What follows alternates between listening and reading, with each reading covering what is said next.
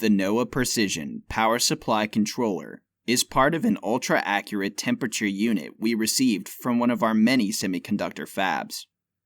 This unit is used to create a very specific cold temperature, which is then used for very specific semiconductor manufacturing. The unit we received was an electronic control that generates the high voltages that operates the Peltier Junction. A Peltier Junction is a device that uses two different materials to generate a temperature differential. This can be closely controlled with the PSC and allows for a very specific range of temperatures to be injected into a process. At ERD, many of our repairs are of very complex subsystems used in the production of semiconductors. We add new capabilities very often and strive to perform at the highest levels of testing after we are done with rebuilds.